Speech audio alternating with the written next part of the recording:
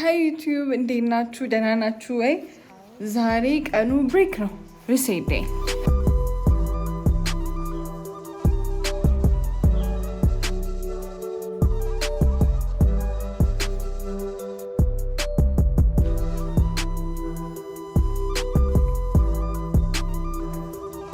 እንደምታዩት አልጋው አልተነጠፈም።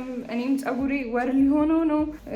ባይ ዘ ዌይ ፀጉራችሁን ትንሽ ነው የቆሸሸው፣ ብዙ አልቆሸሸም። ግን ፀጉራችሁን ፕሮቴክቲቭ ሄር ስታይል መሰራት እንደዚህ በውይ ይሰራና ብዙ ሰው በጣም መጥፎ ነው ለፀጉር የሚላለ፣ ጥሩ ነው የሚላለ። እኔ ከራሴ ሞክሬ የተሳካልኝ ምንድነው እሰራውና ከዛ ወር 2 ወርም ከፈለጋችሁ ላዩ ላይ መታጠብ ትችላላችሁ። የሚያሳክካችሁ ከሆነ ፀጉራችሁ ከቆሸሸ ላዩ ላይ መታጠብ፣ ነገር ግን ሳትፈቱት ለ1 ወር ማቆየት፣ 3 ሳምንት 1 ወር ድረስ ቆይቶ ከዛ ስትፈቱት በጣም ተመለሰ። የኔ ፀጉር ተመለሰ። እናንተም ሆፕፉሊ የሚስማማው ከሆነ ሞክሩት። ድሮ የኔ ፀጉር በጣም ብዙ ነበር። ፎቶ ቪዲዮ እስኪ ቆይ ካገኘው አስገባላችኋለሁ። በጣም ብዙ ነበር። ከዛ የሆነ ጊዜ 12ኛ ክፍል ለፕሮማችን ምን አደረኩኝ? በዊግ ተሰራው። በዊግ ሲደመር በጄል ከዛ ፀጉሩ በጣም ቆንጆ ሆነ። ተመቸኝ። አልፈታሁትም። ጄሉ ላዩ ላይ እንዳለ ነው፣ አልተፈታም። እሱንም ያው እንደተለመደው 1 ወር አቆየሁት። ከዛ ስፈታው ምን ይሆናል ፀጉሬ ከዛ ጊዜ ጀምሮ ብዛቱ እየቀነሰ እያለቀና የሆነ ሰዓት ላይ በጣም ባዶ ሆኖ ነበር። እሱንም ቪዲዮ ካገኘው አሳያችኋለሁ። እና ፀጉሬን የመለሰልኝ ፕሮቴክቲቭ ሄር ስታይል ይሄ ነው ልላችሁ ነው ይሁላ ነገር የነገርኳችሁ። እና ፖይንቱ የዚህ ቪዲዮ ስለሱ ማውራት አይደለም። ለማንኛውም ሪሴት ዴይ ነው ዛሬ። ስለ ፀጉሬ እናንተ የሚጠቅማችሁ ኢንፎርሜሽን ካለ ብዬ ነው የነገርኳችሁ። እና ሪሴት ዴይ ነው። ይሄ ፀጉር መፈታት አለበት። ይሄ ክፍል መስተካከል አለበት። አንሶላ እንቀይራለን፣ ብርድ ልብስ እንቀይራለን፣ አልጋ ልብስ እንቀይራለን። ትራሱ ራሱ በጣም በስማ። ደግሞ አንድ ነገር ክፍላችሁ ከተግበሰበሰ እናንተ እኔ አይዶን ነው በእውነት እኔ ክፍሌ ከተግበሰበሰ ቤዚክሊ አይምሮዬ ነው የሚግበሰበሰው። ሴንስ ላይ ሰጣችሁ ይችላል አይ ነው፣ ግን ትራይ ቱ ሜክ ኢት ሜክ ሴንስ። እንደምንም ብላችሁ ሴንስ አሰጡት። ግን በቃ እኔ ክፍሌ ከተግበሰበሰ ውጪ ብታገኙኝ፣ ቤቴ ብታገኙኝ፣ የት ብታገኙኝ በቃ እዚህ ውስጥ ያለው ነገር ልክ አይሆንም። እና ክፍል እናስተካክላለን፣ ፀጉራችን እንታጠባለን፣ ሻወር እንወስዳለን። ኢትስ አ ሪሴት ዴይ። ከዛ በኋላ ማታ ላይ ደግሞ በቃ ፍሮም ዲስ ሴሚስተር ዋት ዱ አይ ኤክስፔክት ምናምን የሚለውንም ጀርናል እናደርጋለን። ዊ ኮኔክት ቱ አወርሰልቭስ።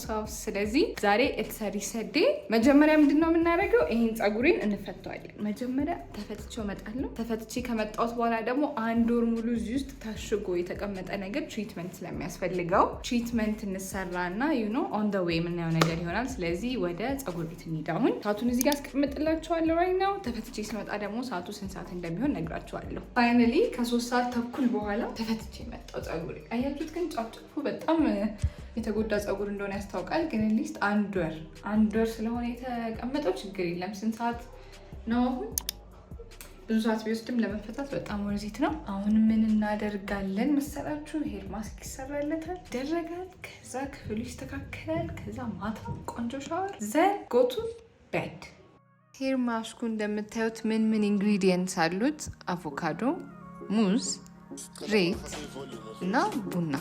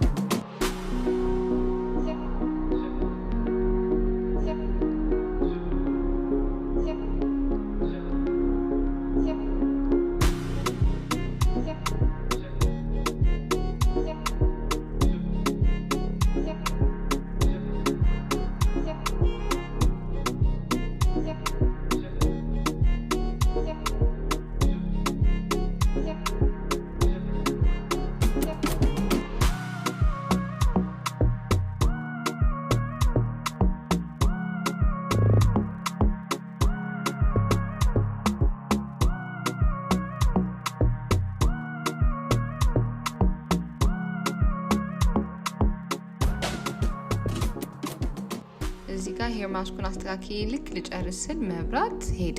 ግን በመጣ ሰዓት እፈጨዋለሁ ብዬ አስተካክዬ ጨርሼ ያስቀመጥኩት።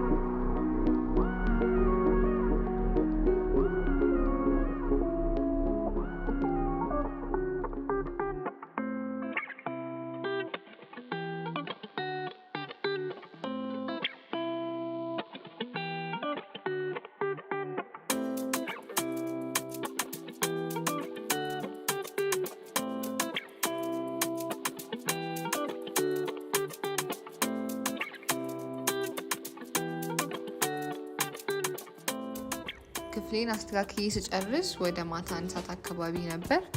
ከዛ 3 ሰዓት አካባቢ ላይ መብራት መጣ። ከዛ በኋላ ሄጄ ሄር ማስኩን ፈጨሁት። እንደምታዩት ይሄን ይመስላል።